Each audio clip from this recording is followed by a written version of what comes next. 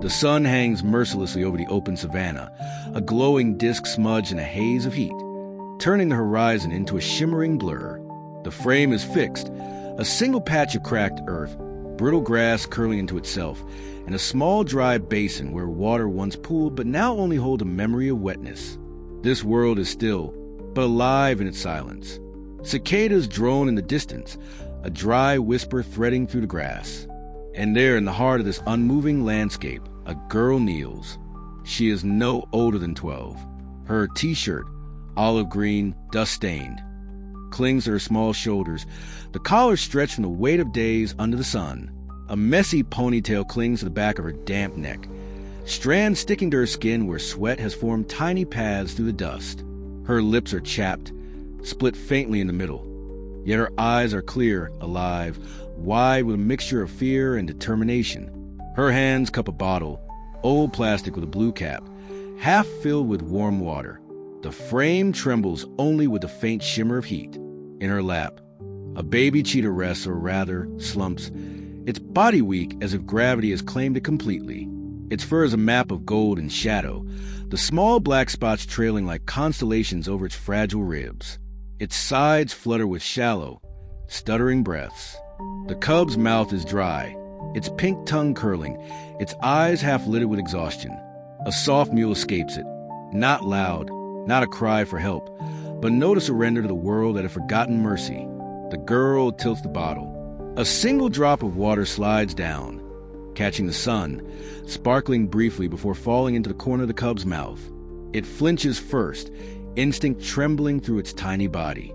Then it licks, hesitant, tasting life. A second drop follows, then a third, and the girl leans closer, her shadow falling over the cub like a fragile shelter. Time stretches here. The frame does not move. The story breathes within this moment. The world beyond this patch of savanna might spin, but here, all motion is inward, all tension invisible. The girl's breath slows, her focus absolute. Her mind races silently. She thinks of the walk that brought her here, the riverbed she followed, the shape of vultures circling further east. She remembers her grandmother's voice. Cheetahs are ghosts in daylight, fleeting as shadows. But this shadow, is caught, anchored in its own thirst. Her hand trembles as she brings the bottle closer to its mouth. Water sloshes softly, a fragile sound in the hot air. The cub's small tongue touches the rim, uncertain, then greedier. She tilts more. The water trickles along the corners of its mouth, and she wipes the spill with her thumb, the gesture instinctive, maternal, though she is just a child herself. A gust of wind rolls through the grasses, bending them like a sigh. Dust rises, clings to her skin. Somewhere in the far distance, a branch snaps or a hoof strikes earth, faint, almost imagined. Her ears twitch toward the sound. Danger is never far here. She knows it, feels in the base of her stomach.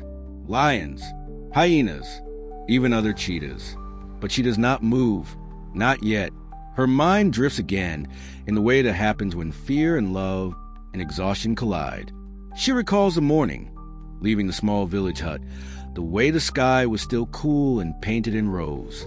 She had followed the trail of paw prints, delicate ellipses pressed into soft soil, until the soil turned a hard pan and the prints faded into confusion.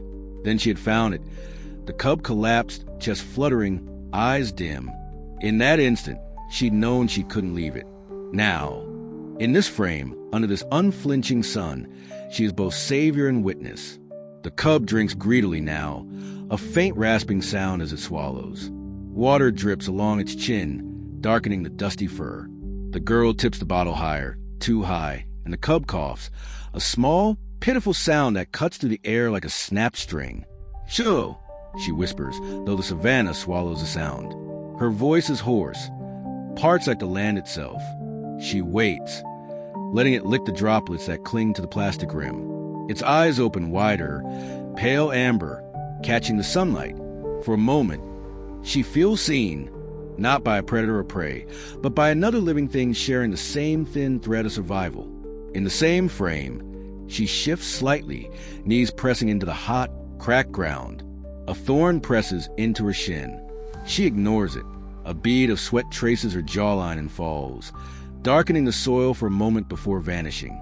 She tilts the last of the bottle into the cub's mouth. It swallows, and then lifts its head slightly, as if strength has returned in the tiniest measure. The frame is a painting now, alive with invisible movement. The mirage-like tremor of heat, the subtle flicker of the cub's tail, the girl's chest rising and falling, a lone cloud drifting far above, offering no real relief. Memories seeping again. She sees the face of her father, the way he knelt by the river during the last dry season, explaining that every drop of water is a story, a lifeline. She imagines what he would say if he could see her now, giving away the last of her canteen to a wild cub. "Life is life," he would murmur. "We save what we can." Her own thirst presses in. Her throat scratches when she swallows, but she does not regret the choice. The cub makes a sound, soft like a bird's eye. Its head lifts fully now. Its ears twitch. Life flickers back. Its gaze meets hers again, and for a suspended heartbeat, they are the only two beings in the world. Predator and human, prey and child. All those lines blur. There is only survival and something softer, trust perhaps, or gratitude carried in instinct. A shadow glides over the frame, a vulture circling high above. The girl glances up but does not move. She strokes the cub's fur once gently, feeling the warmth of its thin skin under the soft pelt, the faint tremor of renewed strength. Time does not break. The sun sinks an inch in the sky, barely noticeable, but the colors shift, gold deepening toward amber. She feels the moment passing, as if the world is ready to resume its motion once she lets go. She sets the empty bottle down. The cub, strengthened, licks her fingers one last time, then, with trembling legs, attempts to stand. She stays on her knees, still in frame, watching. The cub wobbles, takes a step, then another. It pauses, looking back at her, then toward the horizon. The girl smiles faintly, though her lips crack with emotion. "Go!" she whispers, a breath more than a word. The cub steps into grass, disappearing inch by inch until only the ripple of its path remains. The frame holds, the girl kneeling, the empty bottle, the vast savanna, timeless and golden. A single moment where life, fragile and fierce, was passed from one hand to another.